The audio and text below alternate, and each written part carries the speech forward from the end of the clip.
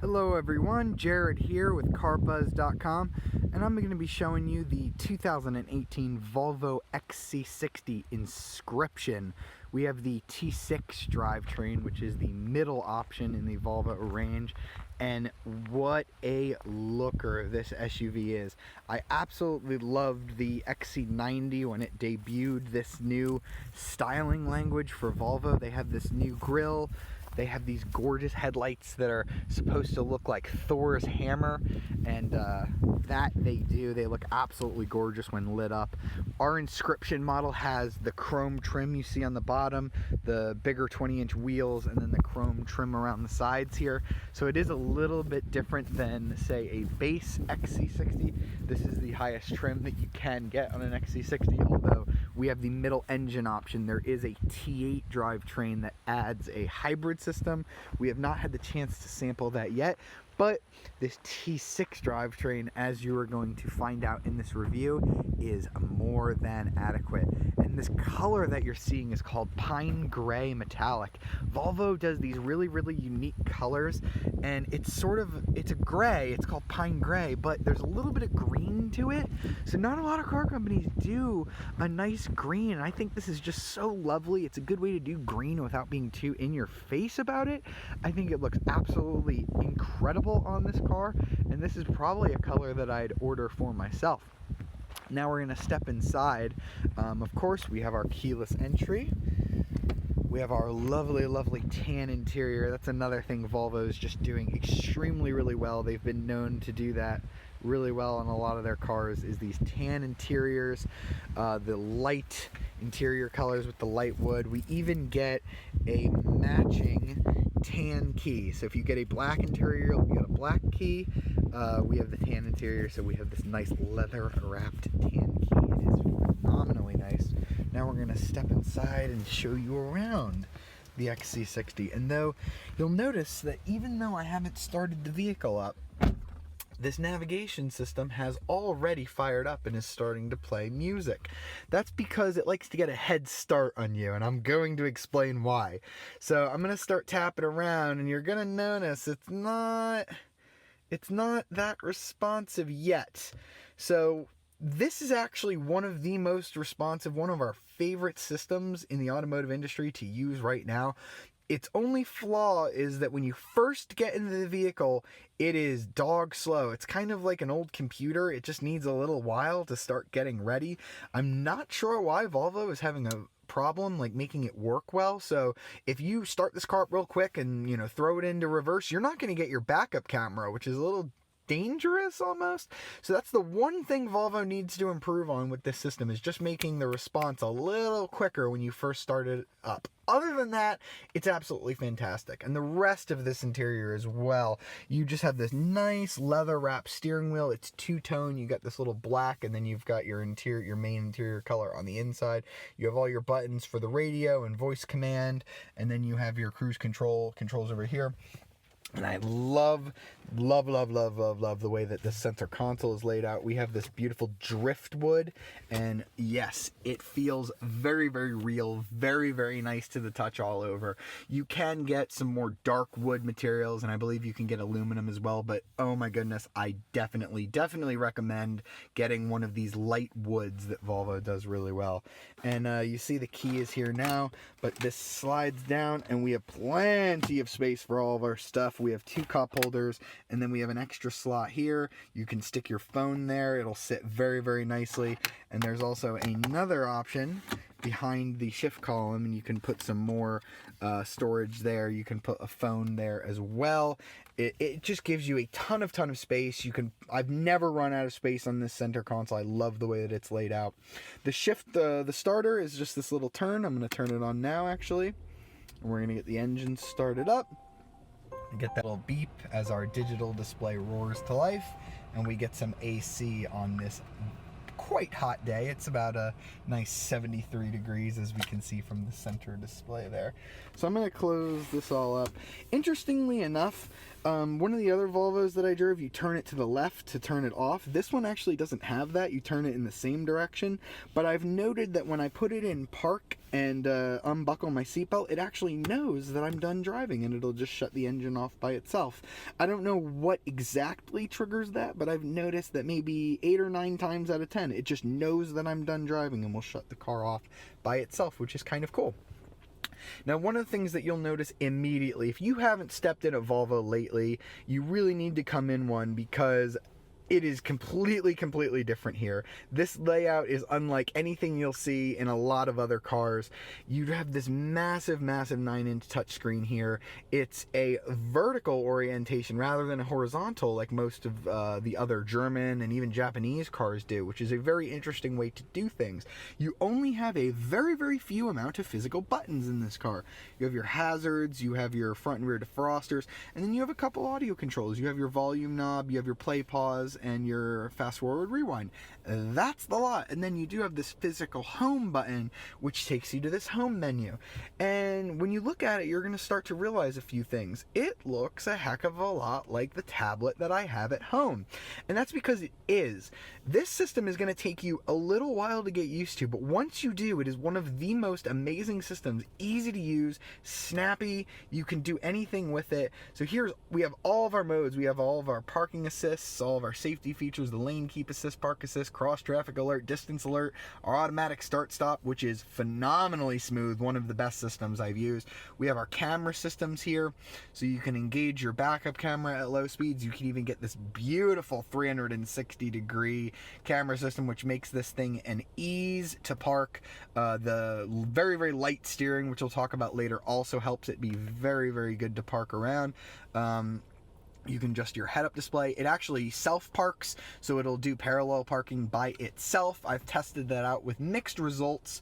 You kind of have to drive along, and there has to be an open spot between two cars, or else it won't really sense it. And the system doesn't really work well at night, so there are some faults, but this car does park itself. I have had it work. And then we have all of our other controls here. This thing is chock full of safety features. Volvo is one of the best in the industry when it comes to safety features.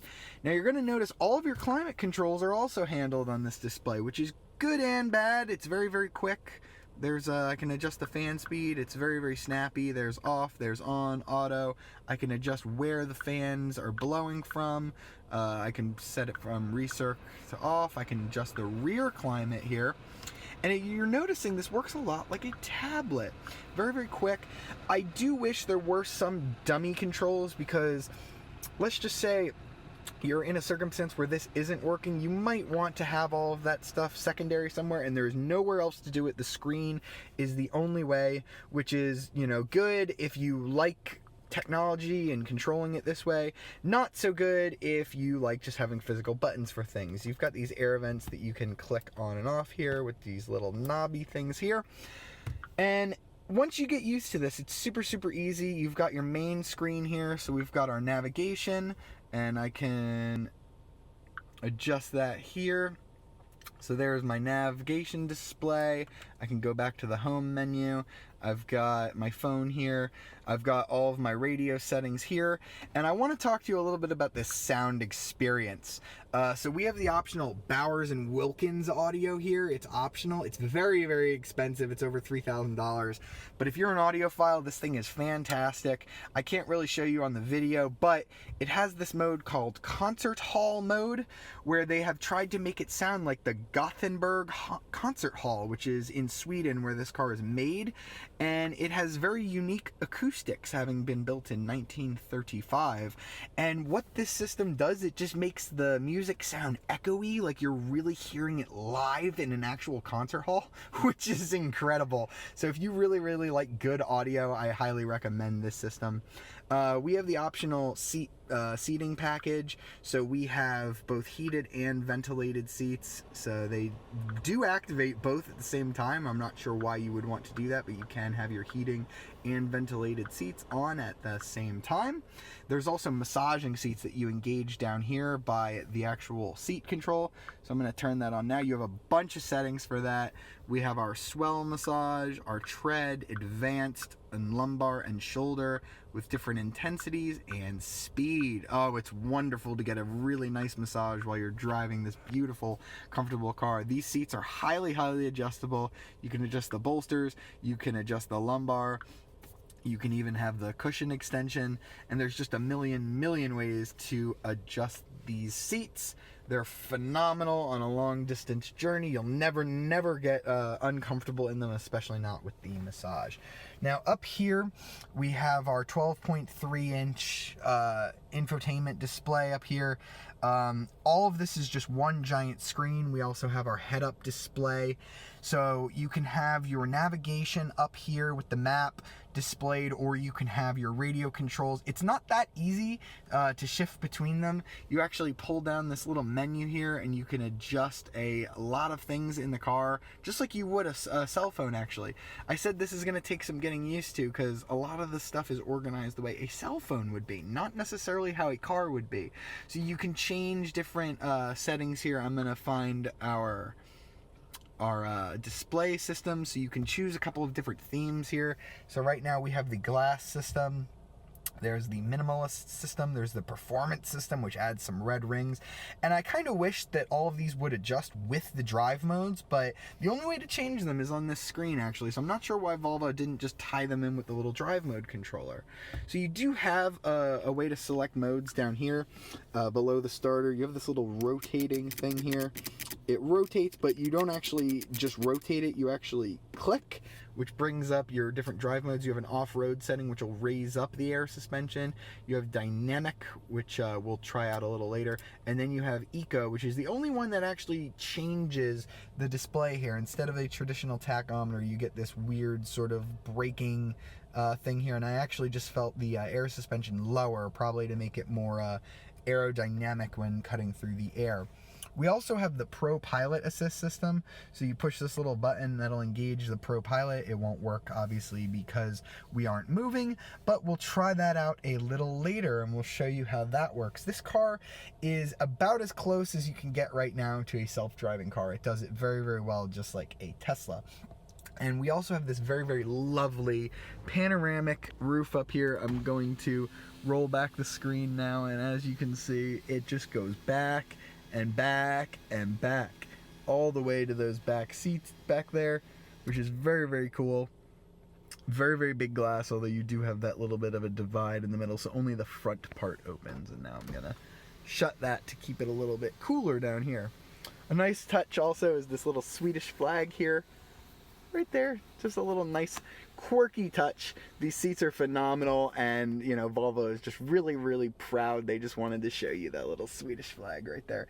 So now I'm going to take you into the back seat and I'm going to show you a little bit about what it's like back there. There's not too much to discuss in the back seat, but it is nicely optioned. So these headrests are down. You can actually fold them down automatically on the system, which is kind of cool. So back here we do have our climate vents. You can unlock them here, and you have this little nice touchpad where you can use your heated seats, and you can control the fan speed as we did on the screen up front, which is kind of neat that the passengers can control that. And then we do have this nice little center rest here. It doesn't have too much storage in it, but it does have this little thing here that'll be nice for a cell phone. And we've got our 2 cup holders as well as some bottle holders in the doors, and we have our nice Bowers & Wilkins stereo. I'm surprised the V90 that I had the roll-up sunshades. This one actually does not have that. But in addition to the air vents here, we also have these ones on the side here, which are kind of nice. And then we have these nice netted pockets for us to put stuff in. Now let's take you all the way around to the back. We have our power lift gate that'll open up. Very cool. We do have a controller here with the air suspension. This will actually raise and lower the vehicle. You'll hear it now. It's actually lowering itself, which will make loading cargo in it a little easier. I'm going to try and put it back up. You can kind of see that moving up at the moment. You can definitely hear the air suspension at work. It is a very nice sized trunk. You can get a lot in there. And we have these automatic triggers here that'll fold those seats down for us. Well, one of them anyway. There goes the other one. And now we've got a nice little storage area, and obviously this cover is removable as well. And then of course we can close, or we can close and lock the vehicle when we're done with it. Now that all that's left is we're going to take the XC60 on a little drive, and we're going to tell you about how this car feels behind the wheel.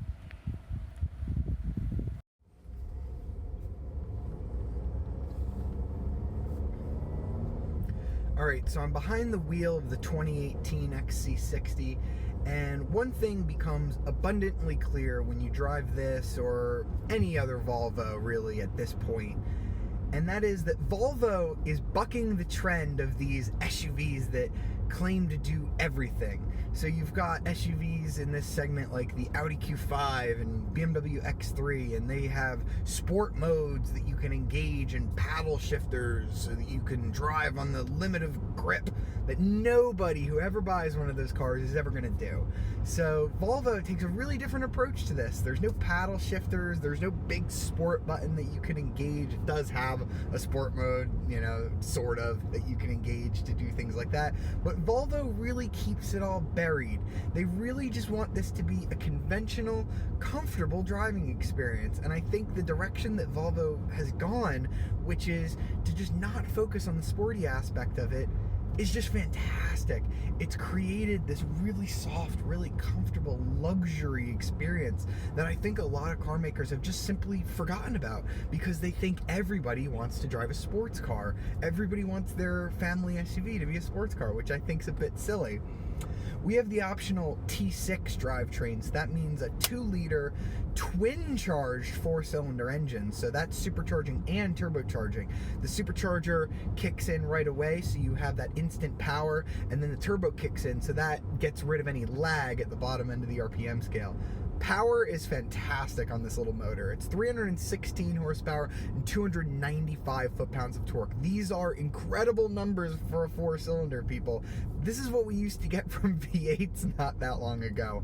And all that power goes out through a very traditional 8-speed automatic transmission, just a normal PRND gate here. You can tap it over for some manual shifts, although I don't really know why you'd want to do that. There's no paddles on the wheel to get to, but all of that is going to be good enough to get this very heavy, around 6,000 pound SUV to 60 miles an hour in about 6.6 seconds, which I am now going to try and demonstrate. Ready? On the head-up display, there's 60. That was pretty quick. It was very non-aggressive. The shifts were really smooth. They didn't jolt me around. It's not throw your head back in the seat performance, but 6.6 seconds ain't too bad for a big, heavy SUV like this. And one of my friends has a Volkswagen GTI, and the two of us, you know, we decided to go a little quickly from a light, and this was able to keep up with the GTI. Not just keep up, I was ahead of him. So this will embarrass some hot hatchbacks out there. I know I drive a Fiesta ST, and I know I could not keep up with this SUV in that car. That's not exactly what this car's purpose was, but it's good to know that it can get you out of a sticky situation with its power. And I'm still in that dynamic mode. When I put my foot down, ooh yeah, it kicks in that power very, very quickly. Throttle is very, very responsive when you're in that dynamic mode. The suspension, we have the optional air suspension, which is extremely smooth, but it stiffens up a little bit when you put it in that dynamic mode, and it really doesn't roll around as much as I would expect for such a heavy vehicle. It's very, very planted. I'm gonna take it through a really sharp corner right now, see if I can get it to step out a little bit. No. Body roll is very, very controllable. The steering does get a little heavier when you put it in the sport mode, but I'm not in love with Volvo steering. That's the one area where I think they could make some improvements. I get that Volvo was trying to not make this a sporty experience like BMW and Audi and all of those that are just a little too aggressive right now, but they could have given the steering a little bit more feedback. It's just a little numb to my taste. Even in sport mode, it's a little heavier, but it's still very, very light. You're not going to be like, oh, I'm driving a sports car now. So I'm going to put it back in its comfort mode where the steering becomes almost detached. You have almost no feel whatsoever. It's very, very light, which is great for low-speed maneuvers. So I was driving this car in traffic, and I realized I had to get over to the left lane, and I was very nearly stopped, and I just did a couple of motions of the steering wheel and got right over. So for daily driving, the light steering is actually going to be very, very useful. It means that you're never going to get tired driving this car. And part of the reason why you're never going to get tired driving this car is because we've got the pilot assist system. My hands are off the wheel, although I can't leave them there for very long. This is a system that's going to virtually, and I say virtually because this is not a self-driving system, but this is virtually going to drive itself. So you hear about all these new cars. Tesla, Mercedes, and Audi have very good systems as well, but Volvo is right up there with this pilot assist system. You simply click the cruise control button, tap over once for the pilot assist, and that gives you the steering controls as well. I'm on a little bit of a back road, so the lines aren't marked that well, but you can tell this car does know where it's going. It feels almost as if, and people have asked me to describe it, it feels as if you have one of those cars that you learn how to do your driving test in, and there's a second steering wheel on the passenger side for the driving instructor to like nudge you in if you're about to go off the road. That's kind of what it feels like. The steering wheel is kind of possessed by this entity that just wants to try and keep you on the road. So if you're about to stray over the lane, it'll kind of pull you back. So you can take your hands off the wheel, and when you know that the system is doing its thing, you have a little green steering wheel light here that lets you know it knows where it's going, and that'll shut off if it doesn't know where it's going. And that's happened a lot to me, actually. I've noticed it when I go through an intersection, it tends to lose complete sight of where it's going, and it just kind of pulls in either direction, and I have to grab it. This is not a system that you can really relax with. You really need to be alert while driving it, but what it does allow you to do is just be a little bit more relaxed about what you're doing. Like, you can adjust the volume without worrying that you're going to crash. You can take a sip of your water, and you know that the steering is going to keep you relatively where you need to be. So I'm not a fan of the future where we don't get to drive our own cars, but I do really, really like driving around with this system engaged. It's just such a comfortable experience. I'm going to turn on my optional massage seat right now. So I'm basically letting the car drive itself. I'm getting a massage with heated and ventilated seats. It's just such a luxurious experience that not a lot of SUVs in this segment are able to match up with. There are a couple SUVs in the much pricier segments, and I just had a Lexus LX 570 last week, and that's a $95,000 car. It couldn't drive itself. It didn't have massaging seats. This is just a really, really nice level of luxury for a really affordable price. Now, a lot of the stuff I have on my car, the massaging seats, this amazing Bowers & Wilkins audio that I just can't say enough about, a lot of that's optional extra. So the car I have, the T6 drivetrain, starts at just under $45,000. The one I have is slightly over $63,000. So it's starting to get out of that realm where it's really affordable to a lot of people. But if you control yourself with the options, maybe you don't need the $3,000 Bowers & Wilkins audio. Maybe you don't need the almost $2,000 air suspension. You can keep the price of this car under $50,000 if you try hard enough.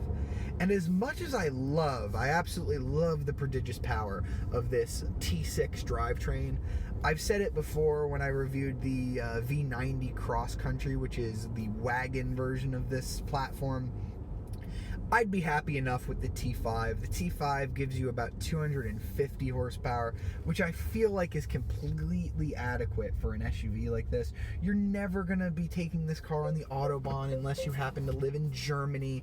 You're never going to be doing 0 to 60 runs on the drag strip. So I think that the T5 drivetrain is going to be perfectly adequate for most of the people who buy this car. So you can save about $4,000 that way by not doing the T6 drivetrain. So there's ways that you can keep the price of this car down a little bit. If you're looking for something that you can drive aggressively as an SUV, this is not it. This is very akin to the Lexus RX in terms of it really doesn't do a lot to offer you that sporty driving experience. But I love the interior more than the RX. I think Volvo's head unit, other than its minor flaws of it being slow when you start it up, is next to Tesla the best, most usable system in the industry right now. It is fantastic. I've been averaging about 20 miles per gallon with this T6 drivetrain. The EPA says you'll do about 21 mpg city, 27 highway, which are not fantastic, but you will do a little bit better if you get that T5 drivetrain with a little bit less power. There is the optional T8 drivetrain, which I have not sampled yet. That brings power all the way up to 400 horsepower thanks to a hybrid motor that syncs up with this twin-charged T6 engine. And that would be an intriguing option, although the pricing on those is not cheap. I believe it's about $8,000 more than this T6 drivetrain.